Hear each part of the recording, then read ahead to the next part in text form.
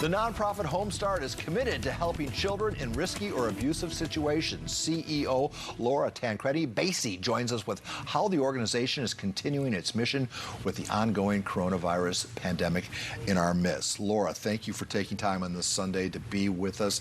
I can just see the concern in your eye. You've dedicated a chunk of your life to helping kids, and because of this COVID-19, your help is being hindered. Could you talk specifically about what your organization does and some of the obstacles that are now in your path? Absolutely, Paul. Thanks for having me today. So Home Start has been serving San Diego for 47 years, and our mission has always been about preventing child abuse and neglect and strengthening families that are at risk. Our mission is to assure the safety and the resiliency of children, and we do that by strengthening families.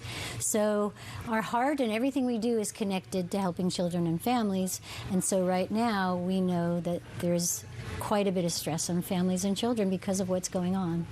Children in troubled times, my instinct is to put my arm around them, hold them tight, and just I'm just physically that kind of person. Yeah, me too. I know, and I know everybody probably in your business is, and yet that's now the one thing you can't do.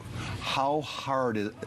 To me, that would be the number one obstacle. Say is help Junior, but you can't be within 6 feet of him. Exactly. Yeah. So we have compassionate, very caring, and well-trained staff. So now we just had a training. We had an expert come in and talk to our team about telemedicine and different ways to provide telemedicine, also phone conversations. So yeah, social distancing is really putting a huge change on the situations. We have some parents. I was speaking with one of our therapists Monday morning, and she said, I just heard Mom, and I said, I can do a telemedicine visit, and she said, no, I really need you right now. The kids are home. I'm feeling really stressed. I'd like you to come and do our session in person because this is stressful. So the kids that you have dedicated your life to, how have they reacted? Do they understand this, or is this just some scary movie that is on TV that is messing with their life? Do they get it? You know, I think it depends on the age of the child, of course, Paul, but I feel like most children are just frustrated. They miss their friends, they miss being at school, and for families that are struggling with poverty, you know, they were getting breakfast and lunch and a supportive environment at school, and so now families have to figure out how to provide those needs for their children while they're not in school. Because this COVID virus is not only affecting the rules of our engagement with one another, it's also affecting the flow of the economy. I assume an organization like yours is receiving funds from the government, or was receiving funds from the government. Has that spigot been turned off? That spigot is slowed way down. So I will be dialing for dollars this afternoon, checking in a lot of our government funding that seems to be slow pay right now. So I will pick up the phone and do what I can to ensure that the funding keeps coming in so we can keep providing our service. Hopefully that changes in the not so distant future as our politicians get their act together in D.C. But in the meantime, how about a call out to the good people of San Diego? I'll give you a moment to perhaps maybe shout out a donation website or address where people can kick whatever they have. I know it's tough because everybody's kind of in the same boat financially. I mean, but for whatever, $5, $10, $10, $20, anything that helps, right? Thanks, Paul. It all adds up. Everything helps. And our website is www.home-start.org. Say that again. You got to do it twice. Okay, www.home-start.org. And there's a donate space and button on there, and of course we accept anything. Amazon Smile, we have a page on Amazon, so people want to just donate products and get them sent to us, they can do that too. Things like diapers and wipes, and we have a whole list on Amazon Smile, but any amount will help us to continue doing our really important services for children and families. It would help if in a time like this where everyone's kind of sheltering in place that the needs would go down, but that's just not how it works, right? It's during times of crisis, you're needed even more, and you can't do it. Everybody's already anxious, we know that. And so imagine a family that's experienced homelessness or trauma or poverty.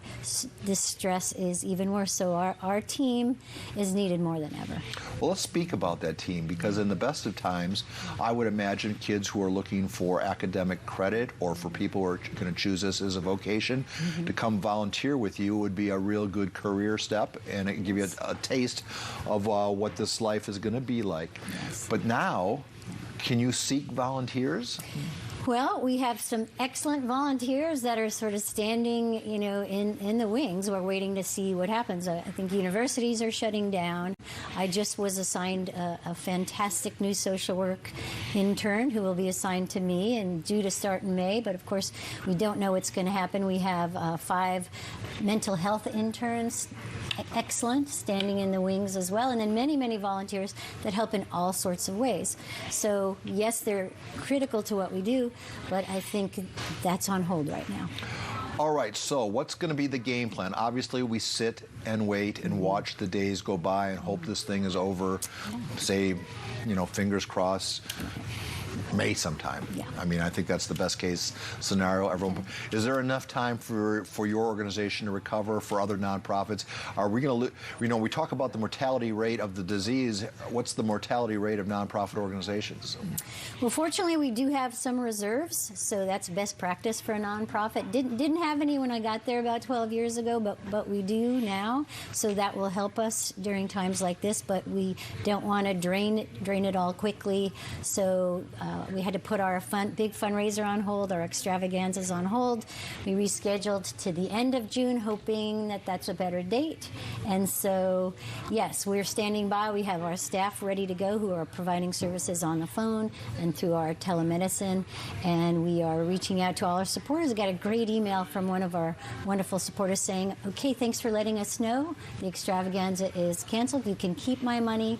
We know that you're doing great work, and we're with you all the way. Those are the kind of supporters you want. Laura, I'm going to give you a Sunday morning telemedicine venue. Okay. I want you to look into this camera here. Okay. Speak to your kids. You have a message. What is that message to them this morning? The children and families of San Diego, we're with you. We believe that our children are our future. There are so many people that love and care about you, including your families, and so many of us in San Diego. Know that we are here and that we're going to get to the other side of this tragedy, and we are wrapping our arms around you, San Diego. Laura Tancredi, Basie, thank you so much for spending some of your Sunday morning. All right, still ahead on San Diego People, foster youth who leave the system are often unprepared. What the nonprofit Just in Time for Foster Youth is doing to make sure they still get the help they need during this coronavirus pandemic. We'll be right back.